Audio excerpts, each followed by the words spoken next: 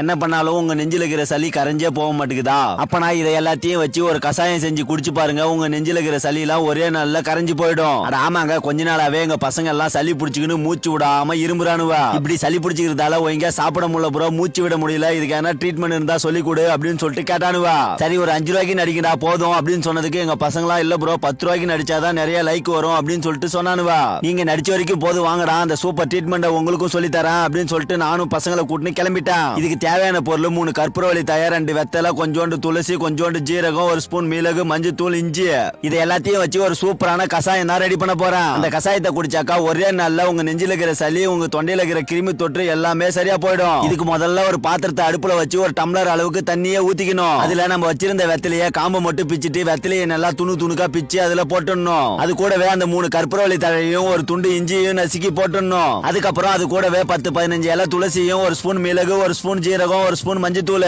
இது எல்லாத்தையும் போட்டு நம்ம வச்ச ஒரு டம்ளர் தண்ணி அரை டம்ளரா சுண்டுற வரைக்கும் நல்லா கொதிக்க வைக்கணும். எல்லாம் கொதிச்சதுக்கு அப்புறம் ஒரு வடிகட்டியை வச்சு ஒரு டம்ளர்ல இது மாதிரி வடிகட்டி எடுத்துக்கணும். நானு அப்படி வடிகட்டின கசாயத்தை எடுத்து தம்பி ஒருத்தவங்க கொடுத்து இதை மெதுவா குடிடா அப்படின்னு சொல்லிட்டு கொடுத்தேன்.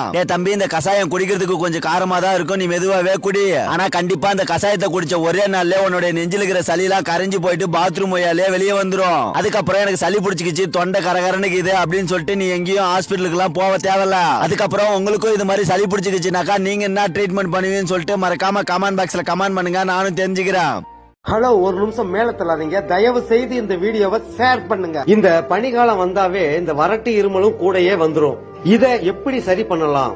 ஒரு கொழுந்து வெத்தலை எடுத்துக்குங்க, அதுல அரை ஸ்பூன் ஓமம் போட்டுக்குங்க, 1 ஸ்பூன் தேன் விட்டுக்குங்க, அப்படியே மடிச்சு மென்னு நல்லா சாப்பிடுங்க. 2 நாள்ல வறட்டு இருமல் வாழ்நாள் முழுவதும் உங்களுக்கு வராது. தயவு செய்து இந்த வீடியோவை ஷேர் பண்ணுங்க.